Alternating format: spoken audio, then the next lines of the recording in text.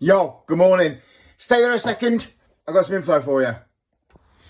There's my Chucks. This is number 10. He was born on my daughter's 10th birthday, so she's 10. Stay there for 2 seconds. I'm in my workshop, at last, where I want to be. It's cold this morning. Thankfully, got my log burner.